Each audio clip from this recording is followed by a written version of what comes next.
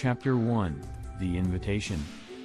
The envelope arrived with no return address, sealed with a crimson wax stamp in the shape of a grinning jack-o'-lantern. Claire had never been one for Halloween parties, but something about this invitation was irresistibly compelling. Maybe it was the way it appeared on her doorstep, despite her locked gate and heavy iron fence. Maybe it was the unnervingly elegant handwriting that scrawled her name across the front. She turned the invitation over in her hands, feeling a chill run up her spine as if it carried more than just paper. Inside, the note was simple. You are cordially invited to a night of fright. Midnight at the Blackstone Manor. Costumes required.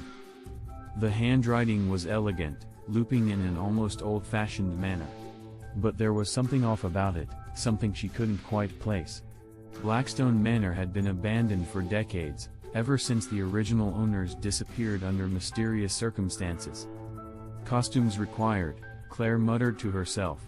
She hesitated, feeling an inexplicable tug, the same sense of morbid curiosity that draws people to slow down at car crashes. Against her better judgment, she decided to go. After all, what was Halloween without a little fear? Chapter 2, The Manor. On the night of the party, Claire drove up the winding road that led to Blackstone Manor, her headlights cutting through the thick fog that seemed to crawl from the ground like ghosts awakening from their slumber. The house loomed at the top of the hill, its Gothic spires silhouetted against a dark, starless sky. The front gates creaked open as if on their own, and she entered the grounds, her heartbeat quickening. The mansion was a monstrosity, dark and sprawling, covered in ivy that had grown wild in the years since anyone had lived there. It seemed alive, watching her, waiting. Claire was dressed in a simple witch's costume, complete with a pointed hat and a long, flowing black gown. She approached the door, heart pounding, and raised a hand to knock. But before her knuckles could touch the wood, the door swung open. "Welcome," a voice said from the shadows within. It was a man dressed as a Victorian gentleman, his mask a gleaming skull. He extended a gloved hand. "You must be Claire." She swallowed hard. "How do you?" "Everyone knows each other here," he interrupted, his smile creeping through his words, though his skull mask gave no expression. "Come inside." The grand foyer was dimly lit by candelabras, their flames flickering as though troubled by unseen winds. The air smelled of dust and decay, but beneath that, something sweeter. Rotten, like fruit left too long in the sun. Guests in elaborate costumes milled about, their faces obscured by masks. Some wore animal faces, wolves, stags, and foxes, others bore more grotesque masks, faces frozen in screams, hollow-eyed ghouls, and twisted demons. Their laughter was hollow, echoing in the cavernous space. "You are one of the last to arrive," the skull-faced host said. "The night is just beginning." Chapter 3, The Game.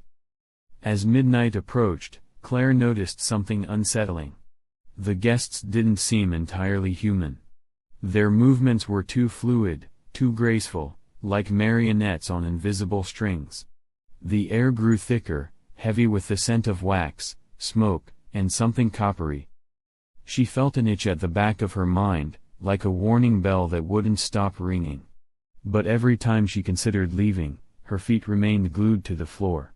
There was something about the atmosphere, something compelling that made it impossible to walk away. The lights flickered, and the music stopped. All the guests turned toward the grand staircase, where their skull-faced host stood with arms outstretched.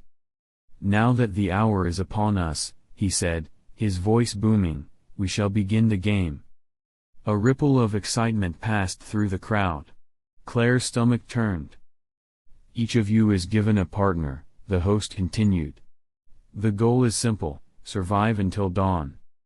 The words sank into Claire like a knife. She looked around the room, but the guests were already pairing off, whispering excitedly. Her pulse quickened.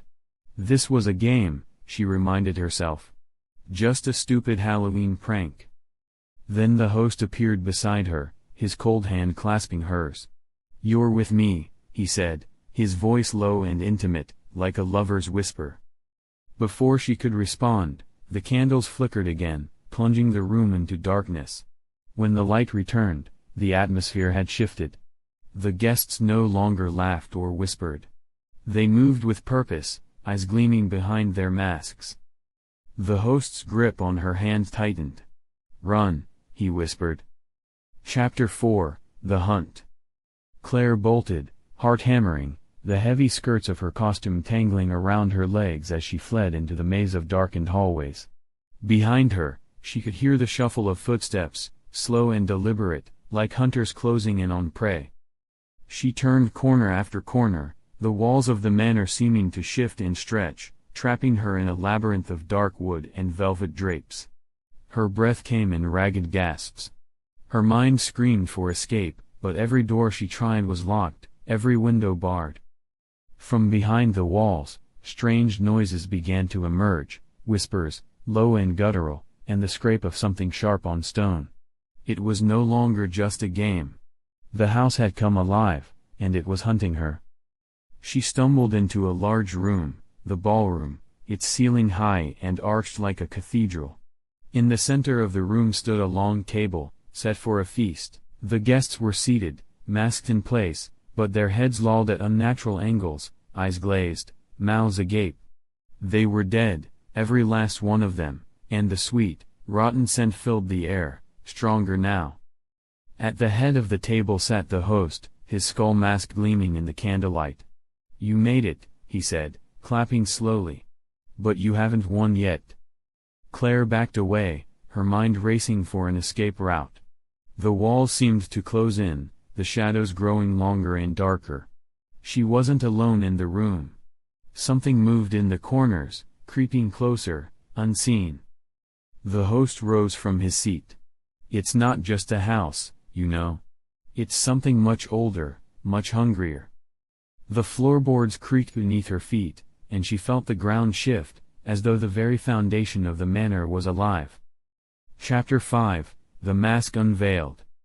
The room trembled, and the chandeliers above swayed as a deep, throaty rumble echoed through the mansion. The walls seemed to breathe, expanding and contracting, as if the house itself was an enormous, slumbering beast. Claire could feel it beneath her skin, the pulse of something ancient and malevolent. "You were invited because the house likes you," the host said, his skull mask fixed on her. "It needs new blood. Every year, it chooses. And tonight, it's chosen you." The guests at the table stirred, their hollow eyes suddenly turning towards her. Slowly, they rose from their seats, their bodies stiff and unnatural, like puppets being manipulated by invisible hands. Claire's heart pounded in her chest as she backed toward the door, but it slammed shut with a thunderous boom. The host laughed, the sound echoing in the cavernous room, chilling her to the bone.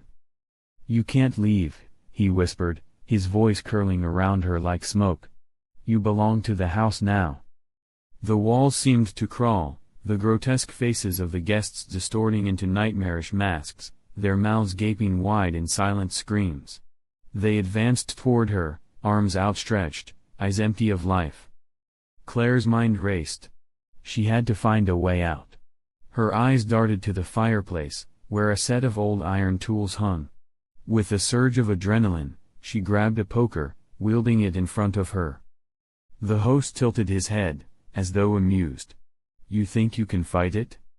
Without hesitation, she lunged at him, the poker plunging through his chest.